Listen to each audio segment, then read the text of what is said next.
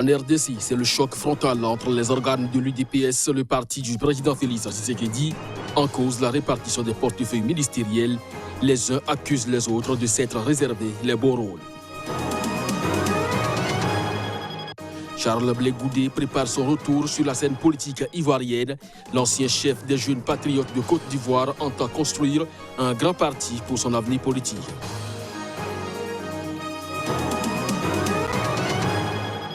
Au Niger, la commission électorale a dévoilé le calendrier des prochaines élections. La présidentielle et les législatives auront lieu le 27 décembre 2020, soit quelques semaines après les élections municipales et régionales qui se tiendront le 1er novembre. Ainsi se présente le sommaire de ce journal. Mesdames, Messieurs, bonjour et bienvenue sur SICA au Niger. La commission électorale indépendante a dévoilé le calendrier des prochaines élections. La présidentielle et les législatives auront lieu le 27 décembre 2020, soit quelques semaines après les élections municipales et régionales qui se tiendront, elles, le 1er novembre. Le reportage pour plus de précisions. Après plusieurs rendez-vous manqués, le Niger en passe de renouer avec le cycle régulier des municipales et régionales. Initialement fixées au 9 mai 2016, elles auront finalement lieu fin 2020. L'enjeu est de taille car depuis 3 ans, ces scrutins ont été plusieurs fois reportés à cause de la saison des pluies ou encore la nécessité d'élaborer un fichier électoral selon les autorités. Depuis 2016, les mandats des élus locaux qui ont expiré sont donc systématiquement prolongés tous les 6 mois par le gouvernement. S'il y a dysfonctionnement notoire à ce niveau, le calendrier est en revanche respecté pour la présidentielle et les législatives avec un premier tour le 27 décembre 2020 et un second début 2021. Les principaux candidats à la présidentielle sont d'ores et déjà identifiés. Le ministre de l'Intérieur, Mohamed Bazoum, représentera la formation au pouvoir. Le président Issoufou s'étant engagé à ne pas se représenter pour un 3e mandat. Du côté de l'opposition, Ama Amadou, en exil, a été désigné début août candidat par le mouvement démocratique nigérien, moderne, principal parti d'opposition. Condamné à 1 an de prison dans une affaire de trafic international de bébés, il pourrait être écarté de la course. Mais depuis le début, Ama Amadou n'a de cesse de dénoncer un procès politique. En Côte d'Ivoire, Charles Blé Goudé prépare son retour sur la scène politique ivoirienne. L'ancien chef des jeunes patriotes de Côte d'Ivoire entend créer dans les prochains jours un grand parti politique. Reportage. Récemment acquitté de crimes contre l'humanité par la CPI, Charles Blé Goudé a pris part de façon virtuelle à l'ouverture à Abidjan du premier congrès du COJEP. Il s'agit du creuset des jeunes patriotes de Côte d'Ivoire, son mouvement devenu un parti. Nous allons construire un grand parti, a lancé samedi Charles Blé Goudé. L'ex-leader a fait son intervention par vidéoconférence depuis La Haye, devant près de 2000 personnes rassemblées à Yopougon, un quartier populaire d'Abidjan. Venus de tout le pays, les militants du COJEP ont déployé lors d'une cérémonie festive des banderoles sur lesquelles étaient inscrits des slogans comme entre autres « Charles Blé Goudé, nous sommes engagés pour la reconquête des libertés » ou encore « On a vaincu le 32 ». Le numéro de la cellule où il a passé 5 ans à La Haye avant son acquittement en première instance par la Cour pénale internationale. Pour le responsable du COJEP en Europe, le congrès est aussi une fête pour magnifier la vérité qui a délivré un message fort de réconciliation pour dire que l'acquittement de Blé Goudé n'est pas une victoire sur un camp, mais la manifestation de la vérité car la Côte d'Ivoire en avait besoin. Le congrès a désigné Charles Blé Goudé comme président du COJEP et lui a donné mandat de participer au futur scrutin, y compris à la présidentielle de 2020.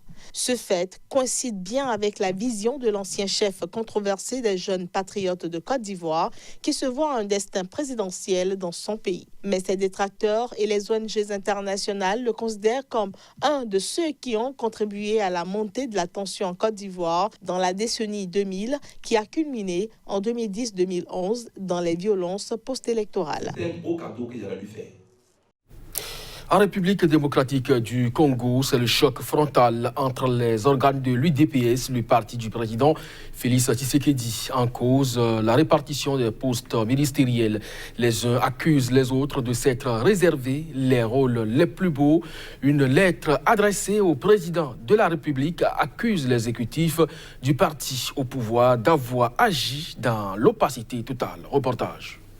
Au sein des organes de l'UDPS, le parti du président Félix Tshisekedi, le torchon brûle au point de perturber sa quiétude dans la gouvernance au sommet de l'État.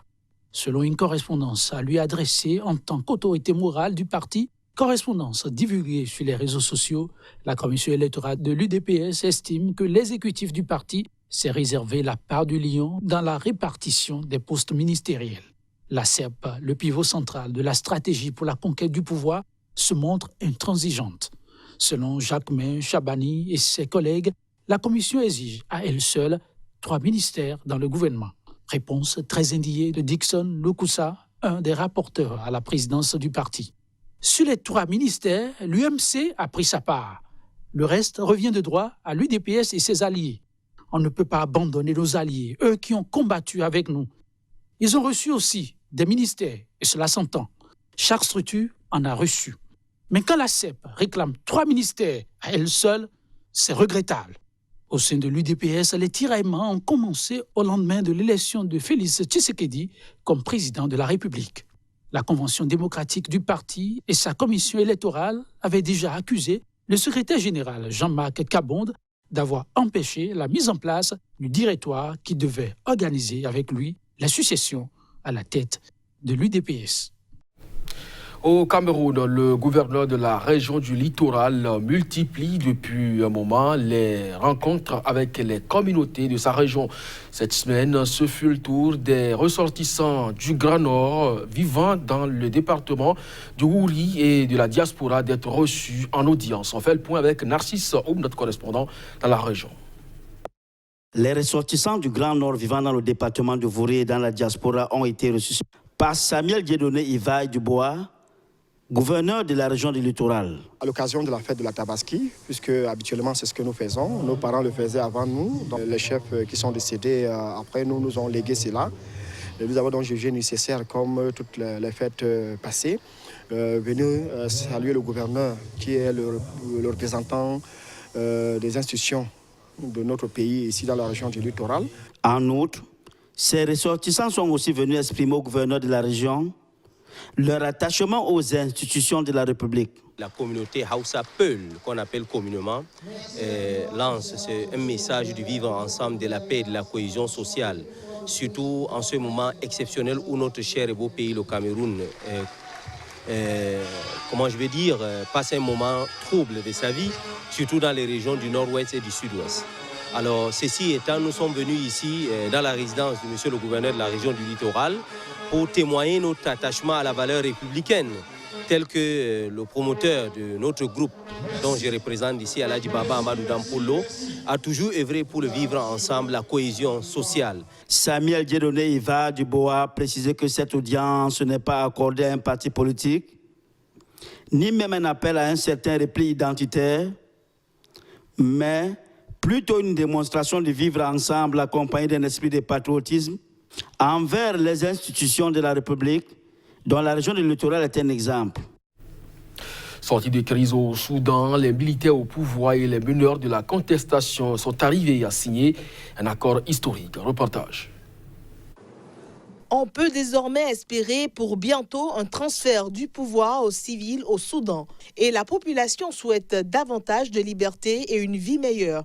En effet, les représentants de la contestation au Soudan ont conclu samedi un accord avec les militaires au pouvoir.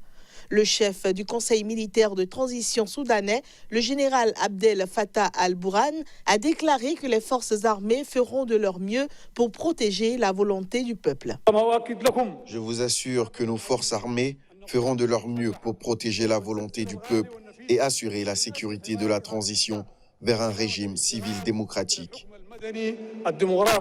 Lors de la signature de cet accord, un responsable de la protestation a appelé à rendre justice aux victimes du régime évincé. Que le mandat d'arrêt et l'accusation lancée par la Cour de justice internationale contre le président déchu, Omar el-Béchir, témoignent que l'ancien régime a commis toutes sortes de crimes. Tous ces crimes contre notre peuple doivent pousser le gouvernement à rendre justice aux victimes et à leurs familles. Si le chemin vers la démocratie risque encore d'être long, la signature de l'accord conclu à la faveur d'une médiation de l'Éthiopie et de l'Union africaine a donné lieu à des célébrations dans la capitale où ont afflué des milliers de manifestants de Khartoum, mais aussi ceux d'autres villes du pays. Cet accord ne règle pas tous les problèmes, mais nous espérons que ceux qui ne sont pas d'accord avec cela viendront au Soudan et se battront au Soudan pour obtenir leur opinion au Soudan par le biais du vote, parce qu'en votant, vous pouvez exprimer votre opinion non par le fusil et par la guerre, et personne ne tiendra à nouveau une arme. La signature des documents définissant les 39 mois de transition à venir a eu lieu lors d'une cérémonie dans une salle de conférence de Khartoum. La composition du Conseil souverain est dotée de 11 membres, 6 civils et 5 militaires, et celle du gouvernement doit être annoncée le 28 août.